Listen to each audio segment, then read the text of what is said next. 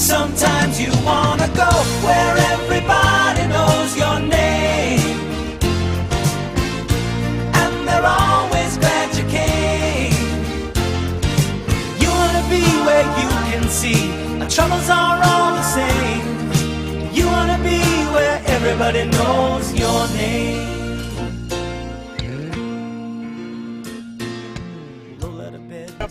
Welcome to the Warchant Man Cave Show. We are here live from the Seven Hill Tap Room in Tallahassee. And before we cheers, Jeffrey, want to do some thanks to our veterans, the fine men and women who serve this country. We have to give a salute. Everybody, all the unmentionables, please raise your glasses. Thank you to our veterans. Thank you for serving the country. Thank you. The sacrifices you make for this great country, we do appreciate that. And it's also happy homecoming, Jeff. That is true, and it'll be fun to see all the parents dressed inappropriately, making their way back into town. Still thinking they're 19 years old and wearing some sort of like FSU plastic watch. Yeah, that'll be good. That'll be good. And the shoes, I love the shoes. Now we got to be gentlemen here. We've had a lot of fun at Clemson's expense, and for good reason. Yeah, but alas, the time is up. The torch has been passed officially. Now for this year only, they are going to represent the ACC, Jeff. Now, it comes with some responsibility. With great power comes great responsibility, as they say. You have to remain somewhat dignified. But that's what I'm getting into. So if you're the PR director for Dabo Swinney, let's talk about some recommendations about what he needs to do to clean up his act a little bit here. Stop dancing around. Stop dancing. That's number one. Stop being a fool dancing. Don't dance. It looks ridiculous. Just generally acting like a fool, putting football hats on. I'd refrain from throwing on a sweatshirt and high-fiving fans before the game as I run down the hill, because that looks a little collegial, but certainly not more head coach-like, or certainly not as authoritarian as I'd like to see my head coach. Well, look back at Jimbo Fisher when he first started. Not that he danced or anything that much. No, he didn't dance at all. First couple seasons, his demeanor on the sidelines. Yeah, well, he was hyper-focused on one thing and one thing only. And that's not what you do as you're a major head coach. You don't act like that. You absolutely oversee the entirety of a program. You can't be caught up in nonsense. No. That and how he dealt with press conferences. He's grown a lot in that way. Dabo has to take a cue out of his book and grow from this. Those things you mentioned, I'd say another big thing is stop being the redheaded stepchild and sitting there and still claiming a 2012 Atlantic championship, which is complete nonsense. You didn't win it. You lost head-to-head. What the hell else is there to talk about? They've got it up on their banner, up in their stadium, and he claimed it again during the postgame. You're the number one team in the country. Yeah, you won the game you're supposed to win. You have now surpassed the one team that you couldn't get by. Just act like it was all part of it. Yeah, you don't have to go back to 2012 and bring up something you didn't win. You look like a buffoon. Exactly. So, and again, he also has to show some dignity when next year when he passes the torch back, because inevitably it will come back to Tallahassee. There's no doubt next year when they're in Tallahassee. You say thank you for holding that for us. Yeah, for 1 year. You got 1 year out of every 10 years you can do that. That's fine. So that's it. Now we got to deal with a hangover. I mean, obviously this happened a little bit for FSU fans, and losing a game like this. How do you deal with FSU? Is the first time since 2011. They don't have a championship to play for. That's how you deal it. You do this? You remind this, and you also remind yourself that it's been a while since they've been in this position. And then what that does is provide some level of gratitude when you realize, man, we didn't lose a game for nearly 3 years. We won a national championship and 3 straight conference titles. Sometimes you don't win everything. Well, there's hoops. This is a great year for hoops, so you can kind of early get into that. Signing day today, by the way, for basketball. Yes. We have one of our unmentionable waitresses walks in and embarrassed everybody here. Hey, Ashley. Hello, Ashley. I didn't. She brings us our beer, so we're all that's good. That's a good thing. Yeah. And then how about there's still a championship to play for. Well, if you ask most fans, they would say that's more important than the ACC championship. There's something glorious about holding that gator head up. I mean, how much does that warm the cockles when you're holding that gator head up high? It lends them a certain amount of credibility that they haven't earned as of late. I mean, if we beat Florida again this year, keep you just that streak running and owning the state. Yeah, it's a nice thing, but you just don't. You don't have to hold that aloft like it's an accomplishment. We do it frequently these days. But it upsets them. Okay. If nothing else, you're irritating the heck out of it. It's going to put FSU in a good bowl game too. If you win that, you'll be somewhere decent. We don't want to end up in Charlotte or El Paso. Charlotte. I don't want to go to El Paso. I'm never going to El Paso. New York's one of them. You probably like to go to New York. I like to go to New York, but not on the 26th. Yeah, I don't want to go there. My wife's birthday, by the way, the day after Christmas, and that's when I send the staff. I go, staff, have fun. I'm not going. That's when it's good to be boss. Christmas, I got kids. Some of you guys don't have kids. Have fun. Ryan, have fun up there. Ryan will enjoy New York and Christmas. He's a single man. He's got no responsibilities. He's lonely. Yeah, we got to talk about some of the unmentionables raising their hand. They'll go to New York for Christmas. Sure. Yeah. All right. Yeah. Florida State, NC State. Now, most of the games that you remember, that unfortunately the bad memories are up there, but there is a game in Doak that comes to memory that during the last decade. Chest running out onto the field after the game, right? Not that. I'm talking about one of the wins. The win that was a memorable win during the last decade. There was one. The overtime game? Yeah. Philip Rivers slicing and dicing the defense, but Leon getting the winning touchdown. How cool was that? That was a great game for two really sorry programs at the time. I hate that at one point Chuck Amato won 4 out of 6 against FSU during that stage. It spoke to the degree of how lost we really were. And I'll tell you one thing about, and I remember I will always tell people this story because I'm not a big fan of Chuck Amato. You are, but I'm just messing with you. But no, I did this for a national newspaper I wrote for at the time, and I did a story on Philip Rivers' freshman year at NC State. Yeah. And he told me the story. I couldn't believe it, that when Chuck Amato was hired during when he had already been committed, and Chuck Amato pulled a scholarship before he signed. That shows you the foresight of Chuck Amato. And then what happened is Philip Rivers isn't good enough for us at NC and then down the State. stretch, he didn't have another good offer, and like the day before signing day, then he reissued out of desperation. So we need a quarterback in this class. Go ahead and take it. So he did. And he felt. And how much of that saved? He would have been fired years earlier if not for Philip Rivers. It kind of ended up being the best quarterback they've ever had. Yes, not even close. So yeah, I mean. It's so fun looking back, having fun at Chuck back in the days. The glasses, the shoes, the voice. Remember when he got choked up at practice? Me and Jimbo were friends. Oh my gosh, that was horrible. All the things about him and And I remember he's going to own South Florida recruiting when he got rehired. He got one guy didn't. And the guy was from North Carolina and he didn't qualify. I think that was his entire tenure of recruiting at Florida State. Tough go. I mean, Chuck's doing whatever he's doing now at Akron. Right? Yeah. I think he's Terry Bowden's water boy there or something. We don't have to, he's gone from here. We're doing fine. Okay, all right. We don't need to be that way. All right. No, we went on. I just have some sour memories of him. I wasn't a big fan.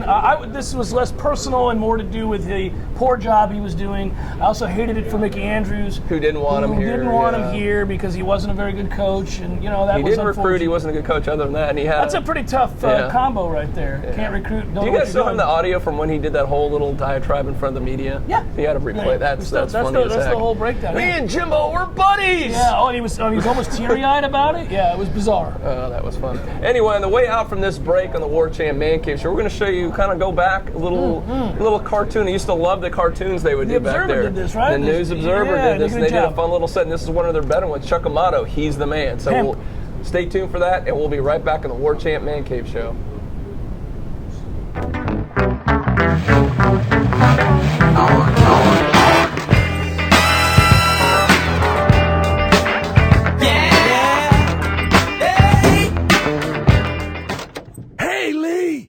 What do you think of my new look? Yeah, I'm thinking about having my assistants wear suits like these to all the games. I think they'll really drum up excitement for the program this year. Have a seat, Chuck. I can't help it, Lee. You know I bleed NC State red. I know you do, Chuck, but take a look at this. This website says your teams are poorly disciplined. Sporting News says you've alienated recruits in your home state. Heck, you've even got SI.com saying you're the worst college football coach in the country. Why is this seat getting so hot? Remember last year when you told that reporter, I am the man? Yeah. Well, are you, Chuck? Are you still the man? The man? The man? The man? The man? You know it's hard out here for a coach. I am the man. When he's getting all his money from this club. I am the man. With his Corvette and house money spent. I am the man. And his coaches and his players jumping ship. I am the man. On my eyes I used to wear some crazy shades on the field. Made the coaches wear crazy red shoes just for me. But I gotta get my game right. Can't lose no more on game day. Fans booed me off the Jumbotron last year. I know that ain't right. I've seen my coaches leave.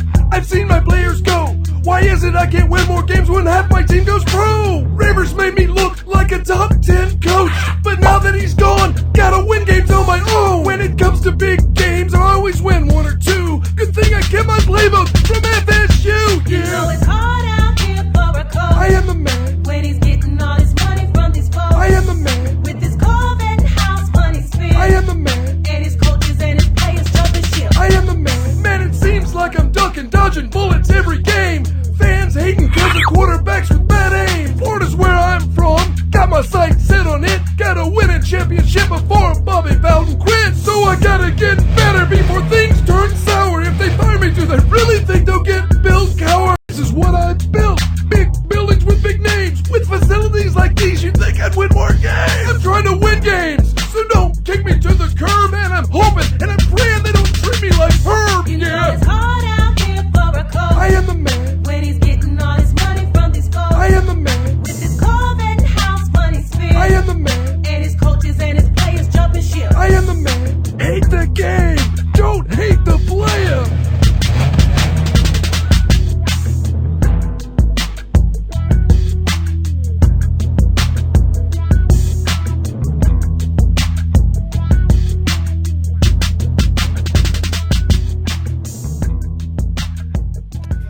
average wait time at Jimmy John's is 2 minutes 8 seconds. Freaky fast. Among Jimmy John's key competitors, it's 5 minutes 33 seconds. Every time we serve a customer in-store, we save America 3 minutes 25 seconds.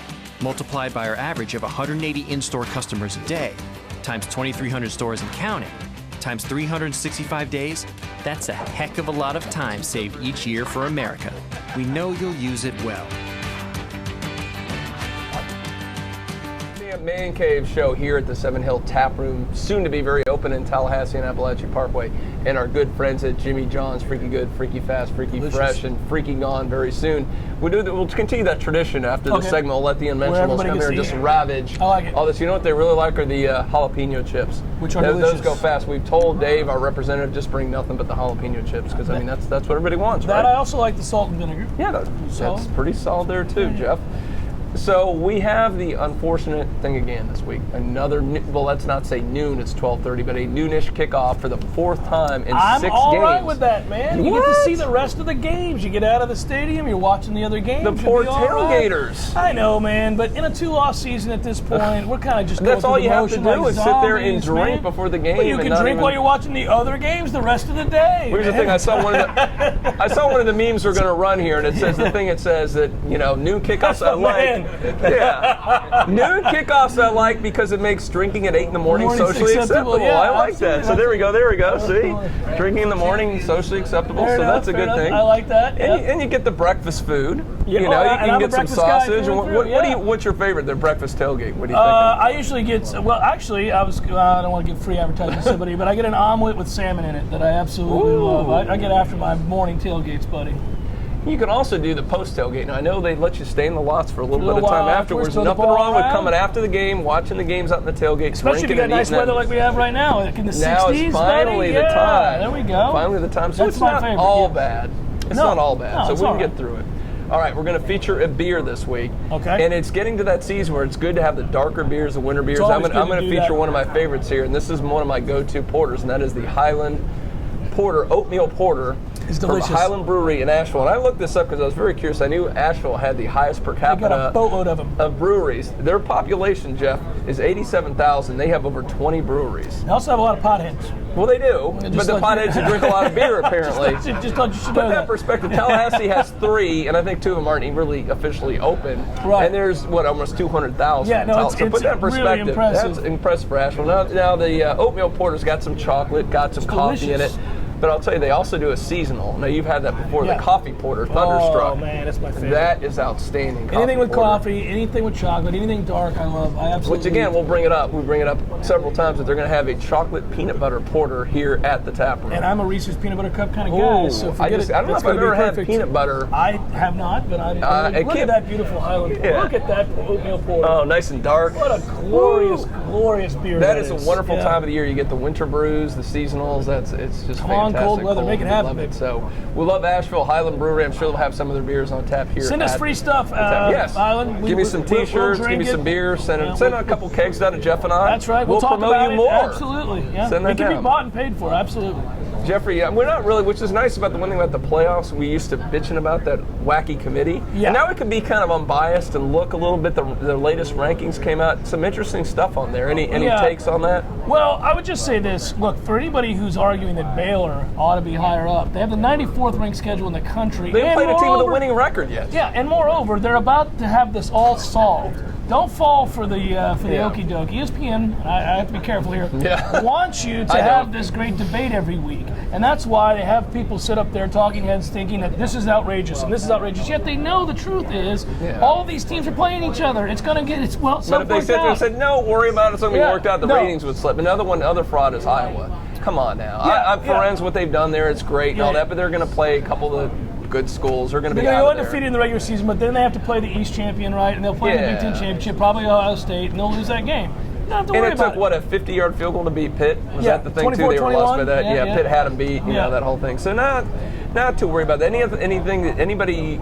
But I actually didn't mind the way it ranked. I Notre thought it wasn't Dame too bad. Yeah, Notre Dame's lone loss is a 2-point loss against the number Notre one team in Dame's the set country. up because they're playing Stanford at the end. The year. winner of that, they both go undefeated. The winner of that's going to be in. And Stanford this weekend has Oregon, so that ought to be interesting. And Oregon's rebounding a little bit. They've won 3 straight. They got their quarterback back. That could be interesting. So we'll see. I think we're moving towards that 4th spot potentially being filled by a 2-loss team. With all of these teams having to play each other, you think about how dangerous that is. I mean, Notre Dame and Stanford playing each other. They're each a 1-loss team right now, so somebody's going to have 2 losses there. We'll see what else happens with Notre Dame. If they were to lose somewhere along the way. I don't know about that. I think there'll be enough 1-loss teams. I hope you're right.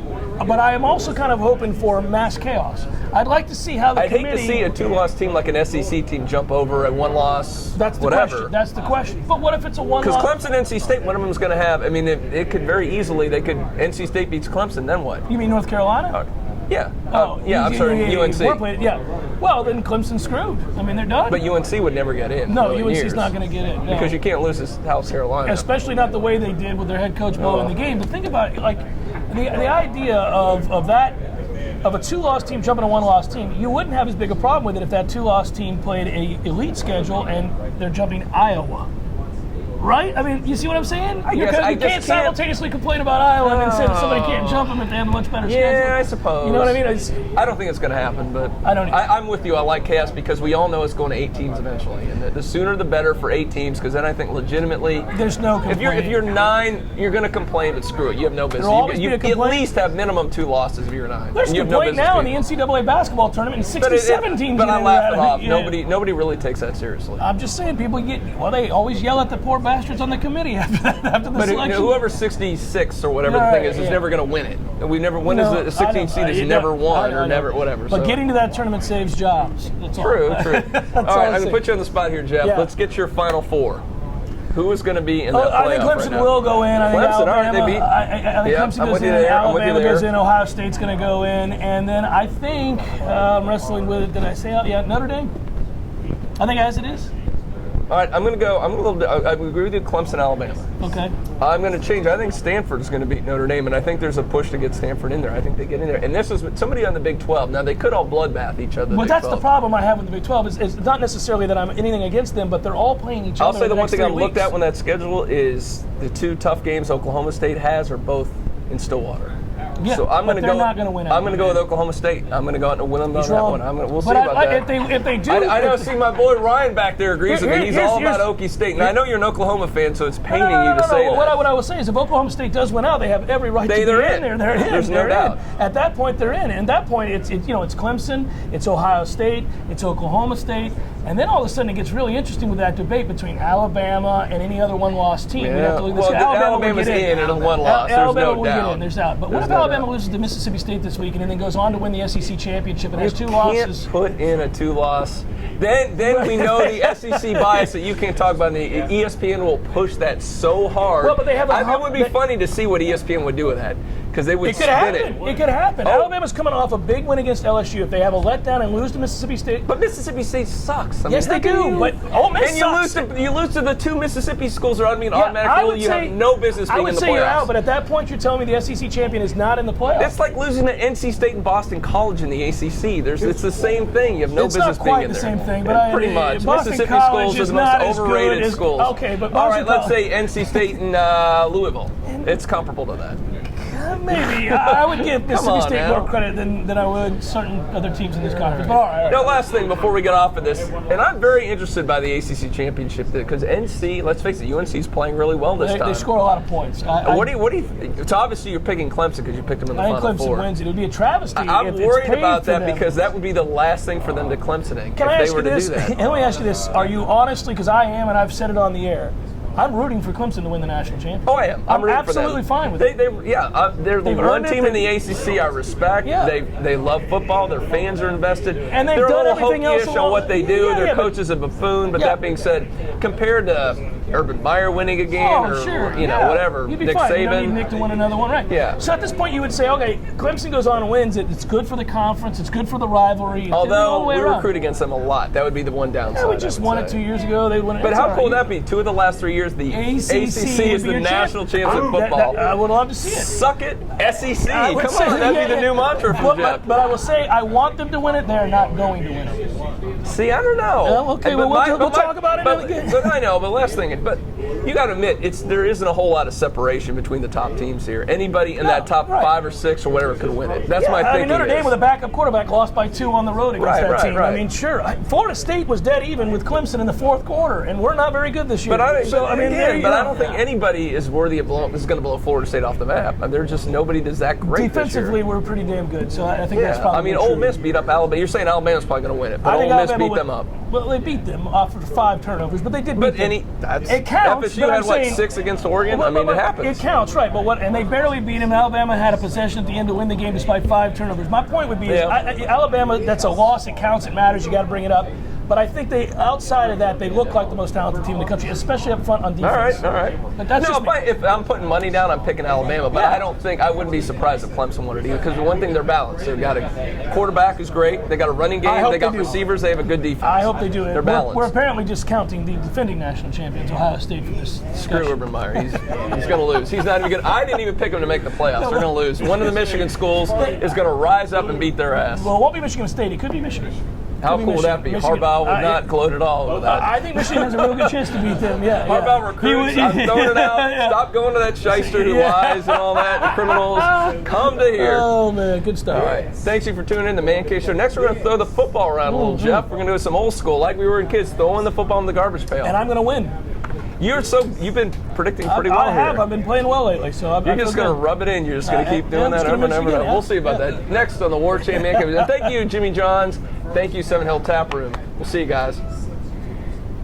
What's not to love about the Corner Pocket Bar and Grill? The Corner Pocket is Tallahassee's home for the best of the sports world. NFL, NCAA, MLB, and NBA. The games are always on. The food is always fresh, and the drinks are always cold. And now games are even bigger and brighter with the Corner Pocket's new state-of-the-art Vegas wall, featuring 8 brilliant 55-inch HD TVs showing the biggest games. Whatever the season, check out the Corner Pocket's Microbar, serving up the freshest craft brews for you and your friends. Be sure to drop in for Beer Bingo Tuesdays, weekly dart tournaments, daily poker tournaments, and Saturday sit-and-goes. From golden tea to garnet and gold, the Corner Pocket has everything inside its bar and outside on the full-service deck. Before the game, call and ask about tailgate and party specials. The Corner Pocket will serve up your favorite foods hassle-free. Call 850-574-2724. That's 574-2724. The Corner Pocket has it all. Drop by for happy hour today. You'll see why Tallahassee loves the Corner Pocket.